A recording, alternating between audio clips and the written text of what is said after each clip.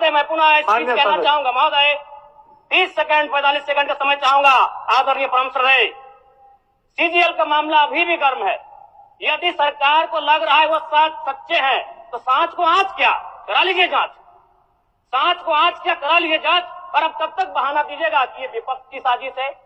विपक्ष के सारे पे छात्र सड़कों पे नहीं है, सपने टूट रहे हैं, सपने नेशनल नाबूद हो रहे हैं, इसीलिए छात्र सड़कों पर है। और याद रखिएगा, उनके सपनों के बीच कोई आएगा, पहाड़ आए, दरिया आए या चट्टान आए, छात्र टकराएंगे महोदय।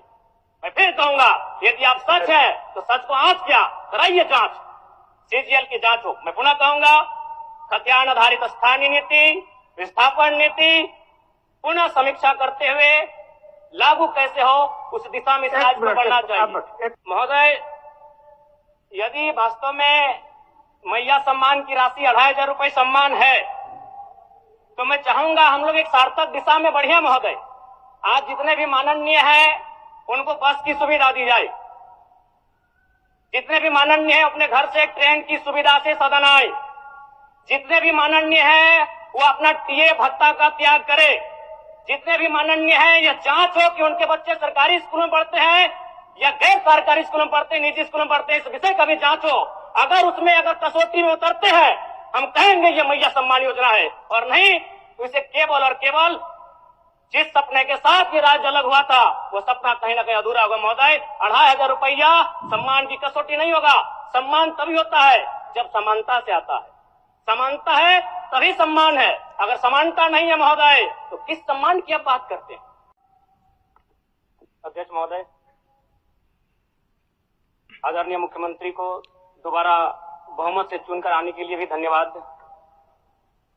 माननीय वित्त मंत्री के द्वारा अनुपूरक बजट, द्वितीय अनुपूरक बजट जो 4,833 करोड़ 39 लाख लाया गया है, जबकि यही सरकार ठीक कुछ दिन पूर्व प्रथम अनुपूरक बजट, माफ कीजिएगा, प्रथम अनुपूरक बजट 4,833 करोड़ 39 लाख का लाया गया था।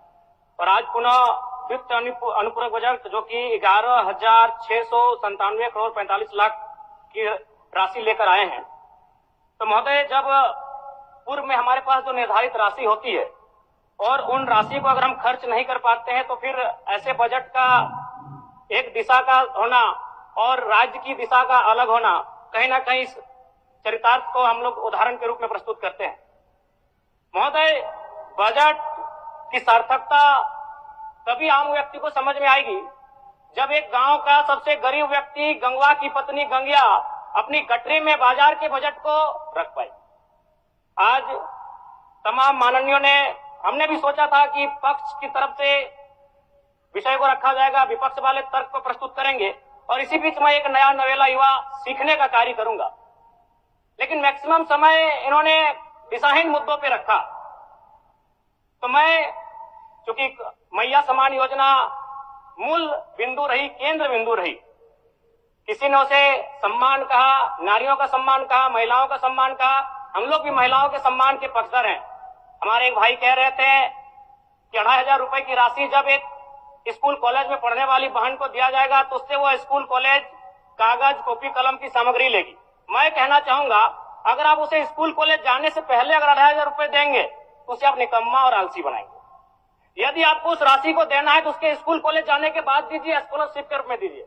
मैं आज पुनः कहूंगा, क्योंकि आप सत्ता पक्ष में हैं, आप संभवतः अपने इस विषय को बचाएंगे, आप अपना पक्ष रखेंगे कि आपने मैया सम्मान योजना एक महान कार्य किया है।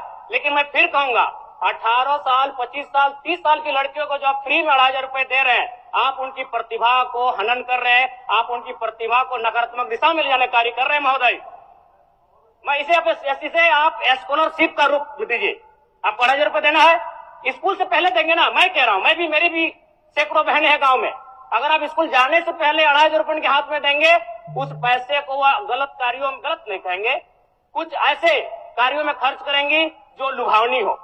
स्कूल जाने के बाद, अटेंडेंस के बाद अगर आप देंगे स्कॉलरशिप के रूप में तो वो बहन स्कूल तक जाएगी।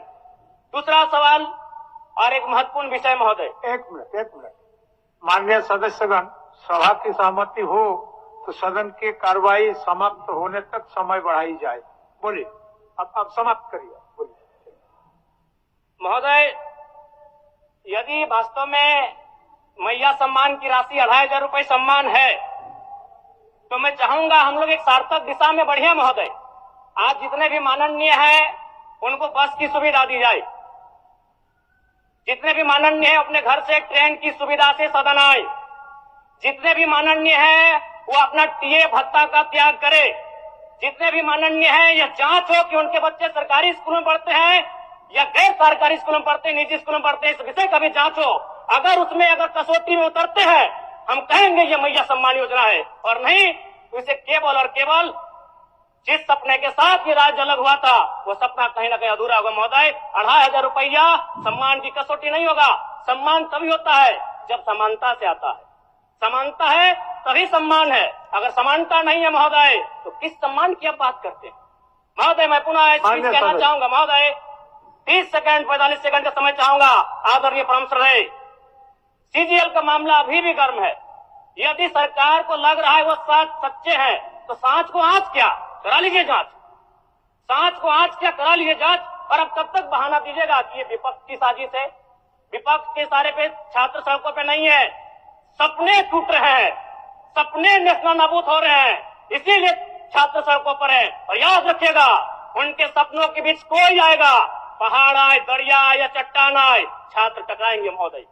मैं फिर कहूंगा, यदि आप सच है तो सच को आंच क्या कराइए जांच, सीजीएल की जांच हो। मैं पुनः कहूंगा, खतियान आधारित स्थानीय नीति, विस्थापन नीति पुनः समीक्षा करते हुए लागू कैसे हो उस दिशा में राज्य को बढ़ना चाहिए। और महत्वपूर्ण विषय महोदय, मैं ये कहना चाहूंगा, हो गया माननीय जयराम कुमार जी, हो गया। धन्यवाद महोदय। सरकार के